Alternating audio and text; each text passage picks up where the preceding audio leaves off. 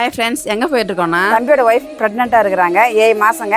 நாத்தனாராக ஜடத்தைக்கு போயிட்டுருக்கேன். வாங்க பார்க்கலாம். ரேணிகுண்டாலேருந்து திருவள்ளூர் போயிட்டுருக்கோங்க. எல்லாரும் போல தான் நம்ம ஆளுங்களும் ட்ரெயின் ஜர்னியில் பார்த்தீங்கன்னா பூ கட்டுவாங்க, மிச்சம் மீதி எதனா வேலை இருந்தால் செஞ்சுட்டு இருப்பாங்க. ஜங்க் ஃபுட்டுனாலும் பரவாயில்ல, ட்ரெயினில் வர சமோசா சாப்பிட்டே தீருவோம்னு சாப்பிடுவாங்க. உங்கள் வீட்டில் யாராச்சும் இது மாதிரி இருந்தால் கமெண்ட்ஸ் சொல்லுங்க. ஒரு வழியை இவங்களால சமாளிச்சு கூட்டு போய் திருவள்ளூர் இறங்கிட்டோம். எல்லாத்தையும் வாங்கிட்டோம், ஆனால் பேக்கரி ஐட்டம்ஸ் மட்டும் மிஸ் ஆயிடுச்சு. அதனால் அதையும் வாங்கிட்டு வீடு போய் சேர்ந்து இவங்க தாங்க தம்பியோட ஒய்ஃப் தான் வந்து ஜடத்தைக்கு வந்துருக்குறோம். பசியாக இருந்தாலும் வந்த உடனே எங்கள் சித்தி சமைச்ச சமையல்லாம் சாப்பிட்டு உடனே வேலையில் இறங்கிட்டாங்க. குலதெய்வத்துக்கு போட்டு வச்சுட்டு இருக்காங்க. மாங்காய் சாதம், தேங்காய் சாதம், புதினா சாதம், தக்காளி சாதம், லெமன் சாதம், வடை, கேசரி, வகையான சாப்பாடு செஞ்சு முடிச்சிட்டோங்க. இவர் எங்க பெரிய அண்ணங்க. எல்லாம் ரெடி, பொண்ணு ரெடி பண்ணிட்டு சடங்கு ஆரம்பிச்சிட வேண்டியதான்.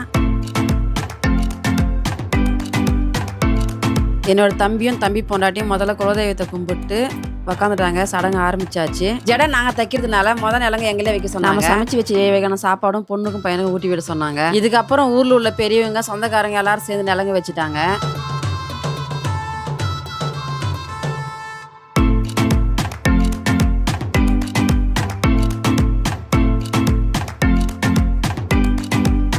ஃபங்க்ஷன் நல்லபடியாக முடிஞ்சுது. கடவுள் அருளாலையும் எல்லாரோட ஆசீர்வாதத்தாலும் எல்லாம் நல்லபடியாக நடக்கணும்னு வேண்டிக்கிறேன். இன்னைக்கு வீடியோ அவ்வளோதாங்க. அடுத்த ஒரு வீடியோவில் சந்திப்போம். டாடா, பாய்.